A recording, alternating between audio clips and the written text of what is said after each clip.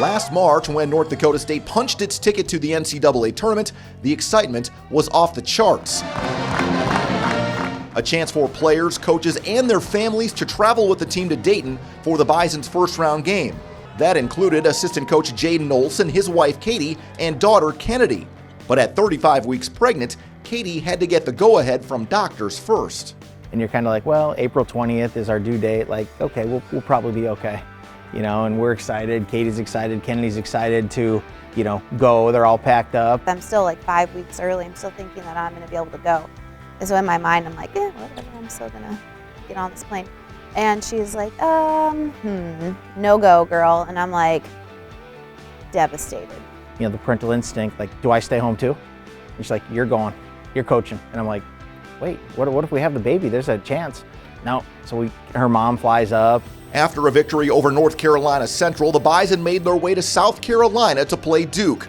On the day of the game, Katie went shopping for some new NDSU gear, and that's when things started to get interesting. I'm like, man, I just don't feel well.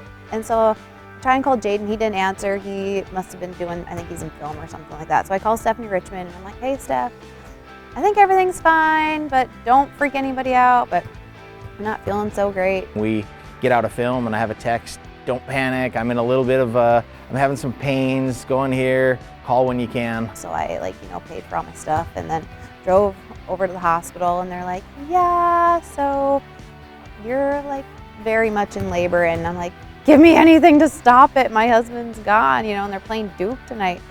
Find out about an hour later that she's in, level 4 and she's having the baby. And I'm like, I can't get home till 11:30. We can't wait. She's like, you're staying, you're coaching. Get home after. Okay. Just hours from tip-off, Jayden was in his hotel room with Katie in a delivery room nearly 1,500 miles away when little Camden arrived. So her room is 1010, right? And I'm in the hotel. My hotel room happens to be 1009. So I was like, hey babe, I'm in the room right next to you. Everything's gonna be okay. I'm here for you. As I'm FaceTiming, and thankfully her mom was here and showing me the FaceTime and doing this. Then out is Camden, and he goes right off to the NICU, and very little baby. Then I get to pregame meal, and I'm just like stone-faced, kind of lost. Like, should I be here? Should I be trying to get home? We're playing Duke. What's going on? I'm a North Carolina fan. I hate Duke anyway. Just like you got all the emotions running through your head, and most importantly, I was wondering if my wife and my son were okay. I'm like, this is silly. Like, this is a once-in-a-lifetime thing. Don't leave the guys. They need you. I'm fine. I have a whole hospital staff taking care of me. I'm fine.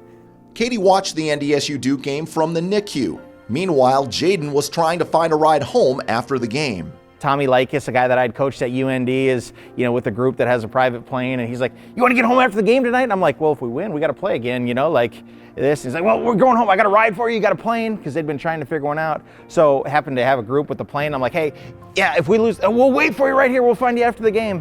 When the final horn sounded, Jayden quickly got his things together to head home and meet his newborn son. Jayden gets back to Fargo at like 2 a.m. in the morning, and I wheelchair down there and introduce them to each other. She waited up 2 in the morning after having a C-section. She's like, no, I want to be there when you meet him. And so they had pictures of from the NICU, and of course our daughter couldn't meet him. So just a unbelievable day, a memorable day, a whirlwind day, a day that you could tell stories about forever.